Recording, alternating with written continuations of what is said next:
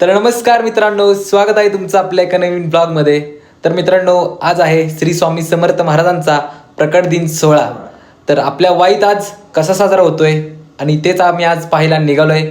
आणि तुम्हाला मित्रांनो, आपल्या वाईतील सुप्रसिद्ध मठ हे पण आज आम्ही तुम्हाला ह्या ब्लॉगमध्ये दाखवणार आहे. तर ब्लॉग शेवटपर्यंत बघा. ब्लॉग आपला भक्तिमय होणार आहे. आणि मित्रांनो, असेच नवीन नवीन ब्लॉग पाहण्यासाठी आपल्या चॅनलला सबस्क्राईब करा. तर चला जाऊया आता. श्री स्वामी समर्थ.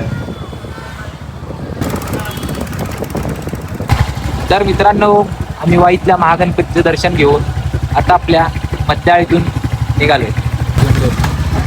प्रणव ड्रेपरीपासून लेफ्ट घ्यायचं. मित्रांनो, आपण पोहोचलोय आता वाईतील सर्वात जुन्या स्वामी समर्थांच्या मठाच्या इथे. मित्रांनो, इथे तयारी चालू आहे ती यासाठी की प्रकट दिनादिवशी संपूर्ण वाईतून भव्य पालखीतून स्वामींची मिरवणूक काढली जाते. आणि हीच पालखी आता सजवली जाणार आहे. श्री स्वामी समर्थ.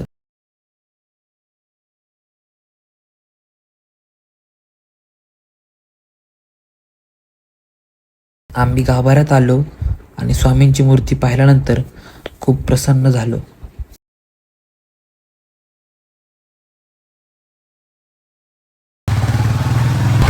तर मित्रांनो, आता आपला मधल्या इथला मठ बघून झालेला आहे. आता आपण निघालोय गंगापुरीतील सुप्रसिद्ध तांबले मठात. तर आता बघूया जाऊन काय काय तयारी चालू आहे तिथे. तर मित्रांनो, आपण आता गंगापुरीतील शाही चौकात पोहोचलोय. इथून आपल्याला सरळ जायचं होतं. मित्रांनो, गर्दी बघू शकताय सकाळपासूनच किती आहे ते.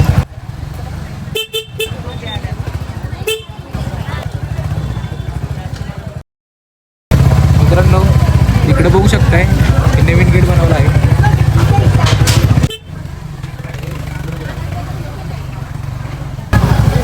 पहिल्यांदा आपण गाडी पार्क करूया आणि मग आपण डायरेक्ट मंदिरात जाऊया.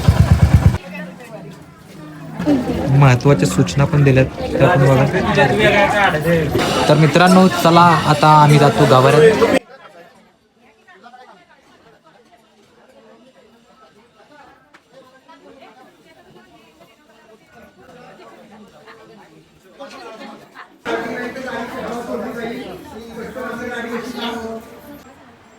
तर मित्रांनो, आपण आता गाभाऱ्यात पोहोचलोय आणि सगळीकडे भक्तिमय वातावरण झालं आहे बघा ना.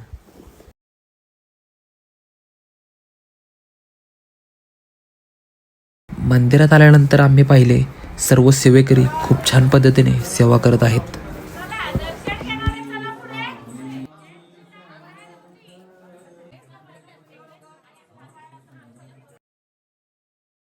स्वामींचे दर्शन घेतले आणि आम्ही गाभाऱ्याच्या बाहेर आलो.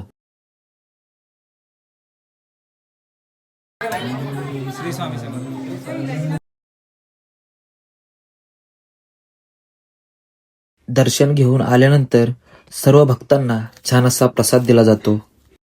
महिला सेवेकरी प्रसादाची खूप छान तयारी करत आहेत.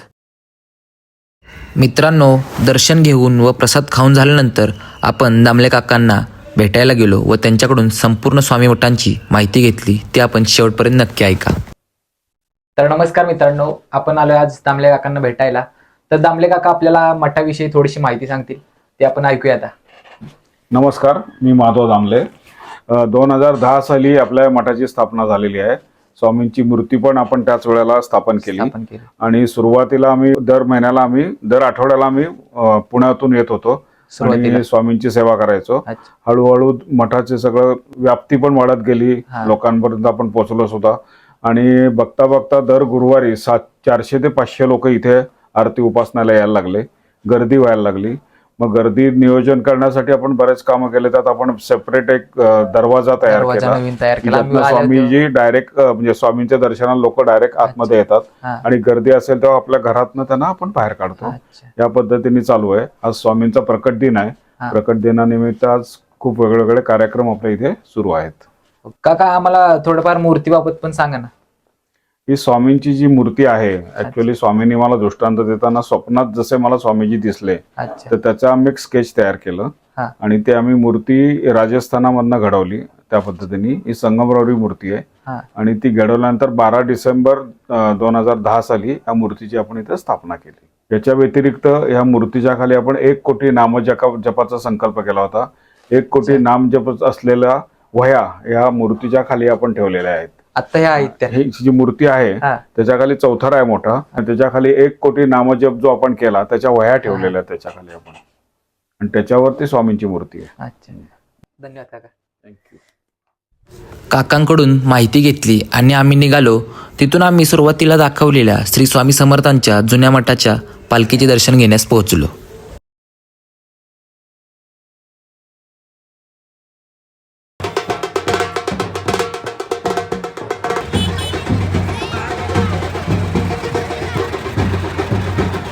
सर्व भाविकांबरोबर आपण पण पालखीचे दर्शन घेतले.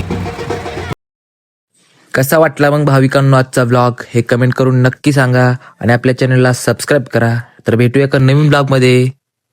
श्री स्वामी समर्थ.